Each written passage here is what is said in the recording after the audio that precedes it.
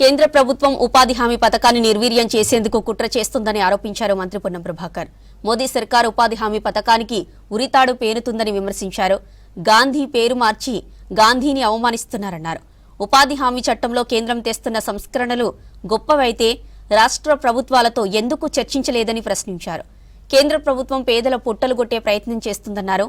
ఇక GST centralised మీద రాష్ట్రాలకు స్వేచ్ఛ లేకుండా చేశారన్నారు.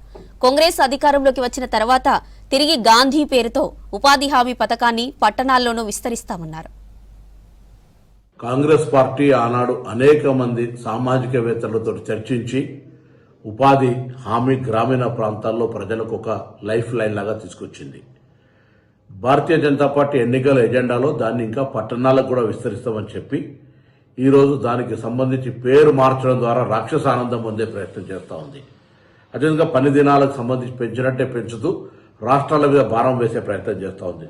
అన్నీ కలుపుకొని మహాత్మా గాంధీ రోజ్గార్ యోజనకు పేరు మార్చి విబిజీ రామ్జీ అని పేరు పెట్టడం వల్ల ఏం జరుగుతుందో అర్థం కావడం లేదు.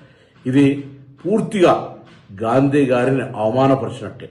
జాతి పితను ఇప్పటికే గాడ్సే వారసులుగా మీకు ఒక పేరుంది.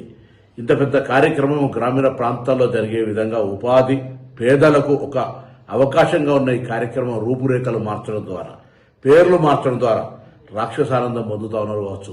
తిరిగి కాంగ్రెస్ పార్టీ అధికారంలోకి వస్తుంది. తిరిగి జాతిపిత మహాత్మా గాంధీ గారి పేరు పెట్టుకుంటాం. తిరిగి పేదలకు సంబంధించినటువంటి గ్రామీణ ప్రాంతాలకే కాదు, అవసరమైన చోట పట్టణ ప్రాంతాలకు కూడా విస్తరించే ప్రయత్నం చేస్తాం.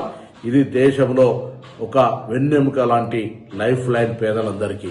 అటువంటి పథకం పట్ల దోబూచల ఆట ఆడద్దని కోరుతూ, ఇది రాజ్యాంగానికి సంబంధించినటువంటి, అంటే మహాత్మా గాంధీ గారి పేరు తొలగించడం అంటే ఇది దేశ ప్రజలను అవమానపరిచినట్టే అనేటువంటి మాట సందర్భంగా తెలియజేస్తూ, దీనిపైన మహాత్మా గాంధీ గారి అభిమానులు ఈ భారతీయ జనతా పార్టీ కుట్రను గమనించాలని సందర్భంగా